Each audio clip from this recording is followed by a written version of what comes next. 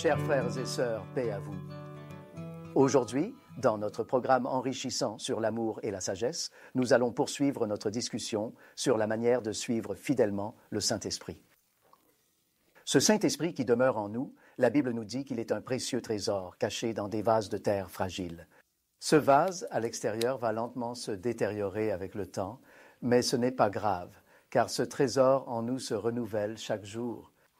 Cela nous permet de maintenir une relation toujours fraîche et vivante avec notre Seigneur Christ. Le Saint-Esprit qui habite en nous aide notre vie intérieure à grandir progressivement et à se transformer de manière positive au fil du temps. Pour parvenir à la stature parfaite de Christ, c'est tout le travail et l'œuvre du Saint-Esprit en nous. La Bible déclare que ceux qui sont guidés par l'Esprit de Dieu sont des fils de Dieu. Ensuite, la Bible continue en affirmant que Dieu nous a généreusement donné le cœur aimant et compatissant de son Fils unique, Jésus-Christ, pour nous guider et nous réconforter, pour que nous puissions désormais l'appeler Abba, notre Père bien-aimé. Dans Galates 4.6, ce précieux cœur de fils est traduit par l'esprit d'adoption. Que signifie vraiment l'esprit d'adoption pour notre vie spirituelle et notre relation avec Dieu? En anglais, on l'appelle le Spirit of Sonship. Cet esprit d'adoption qui réside en nous nous fait automatiquement reconnaître que Dieu est notre Abba, notre Père bien-aimé. Nous n'avons pas besoin que quelqu'un nous le dise, car c'est par l'esprit d'adoption de Jésus que nous savons que nous sommes ses fils. Voici pourquoi la Bible affirme que tous ceux qui sont véritablement conduits par l'Esprit de Dieu sont vraiment enfants de Dieu, sont des fils de Dieu. Que cela signifie-t-il? Tant que tu es véritablement le Fils de Dieu, tu as pleinement le droit de recevoir la divine guidance du Saint-Esprit bienveillant. En d'autres termes, le Saint-Esprit a le devoir important de guider chaque aspect de ta vie. Et tant que tu es véritablement le Fils de Dieu, il te suffit simplement de suivre le Saint-Esprit. C'est la vie et la paix. La vie de l'Esprit du Fils, ce précieux Fils de Dieu en nous, est véritablement merveilleuse et inspirante. Le Saint-Esprit est en nous. C'est comme si nous avions soudainement développé un nouvel instinct puissant. La dernière fois, nous avons mentionné que le Saint-Esprit en nous agit comme une oreille spirituelle, comme un précieux navigateur spirituel guidant nos pas. Eh bien, en nous, au plus profond de notre être, nous sommes en communion avec l'Esprit du Seigneur et avec Dieu lui-même, qui nous guide chaque jour. C'est très automatique. Bien sûr, donc cette vie qui vient réellement de Dieu est d'une nature automatique, fluide et naturelle, et non pas si difficile à vivre, ne nécessitant pas d'être constamment rappelée ou encouragée à suivre ce chemin lumineux et inspirant. Elle s'impose d'elle-même dans notre quotidien. En fait, si nous comprenons la direction du Saint-Esprit en nous, la voix du Saint-Esprit, cette vérité en nous ne nous aide pas seulement à comprendre la vérité, mais aussi à être libérés par cette connaissance. La vérité profonde nous libère véritablement, la liberté humaine est naturelle, et la nature elle-même incarne la paix éternelle. Ainsi, je pense fermement que le Saint-Esprit qui réside en nous nous permet d'établir une très belle et profonde relation avec notre Seigneur Jésus-Christ, enrichissant notre foi et notre connexion spirituelle. C'est notre vie intérieure, à quel point elle est précieuse et essentielle pour nous. Cette vie profonde en nous est semblable à une eau spirituelle et vivante qui arrose continuellement notre âme, nous permettant ainsi de grandir lentement et harmonieusement. En effet, cette vie, comme le souligne la première épître de Jean dans le Nouveau Testament, ne meurt jamais et ne commet jamais de péché. Cette vie éternelle, la vie sainte de Dieu, nous empêche de pécher et nous fait haïr le mal. Nous ne sommes vraiment pas habitués à cela du tout. La vie que le Saint-Esprit nous offre est véritablement comme une nouvelle nature transformée.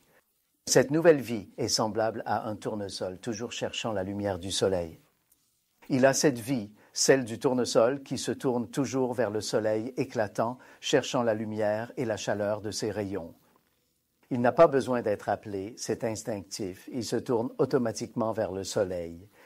Tu sais, le Saint-Esprit résidant en nous est véritablement si merveilleux, tout comme la flottabilité apaisante que l'on ressent dans l'eau. Il surmonte naturellement la force de gravité. Ainsi, ceux qui sont véritablement nés de l'Esprit ne pêchent pas et n'éprouvent aucune inclination à aimer pécher. Par exemple, quelqu'un qui fumait ne pouvait pas arrêter. Maintenant, avec la présence du Saint-Esprit en lui, il n'aime même plus du tout l'odeur désagréable de la cigarette.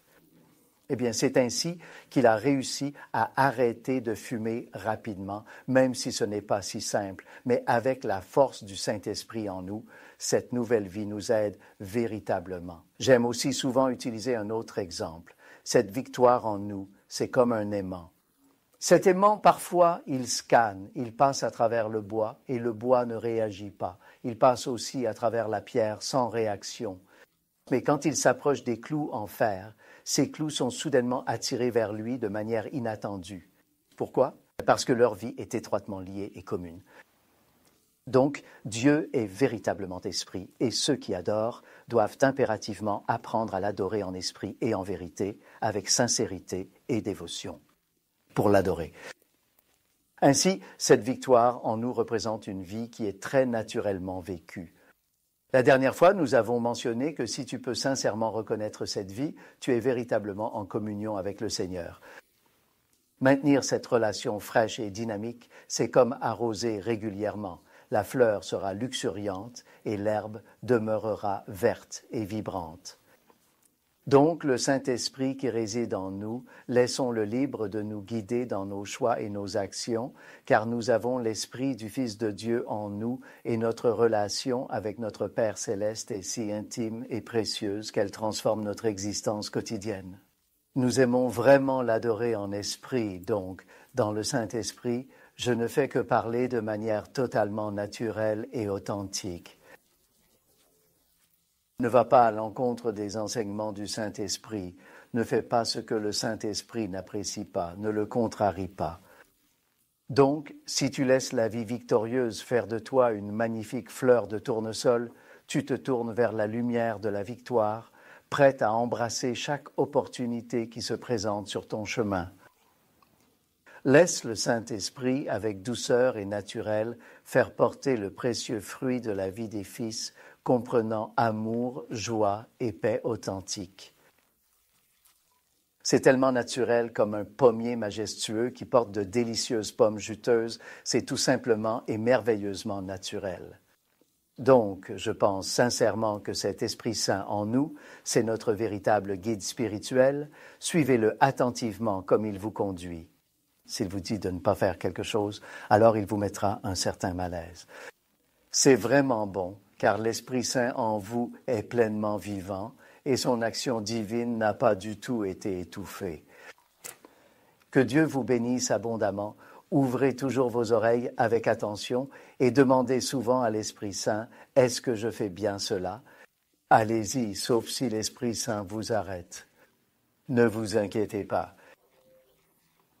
Si l'Esprit Saint ne vous bloque pas et que vous ne ressentez aucun malaise, alors n'hésitez pas, allez-y. Même s'il y a des difficultés, l'Esprit Saint vous donnera de la force. N'ayez crainte, le Seigneur est avec vous. Amen.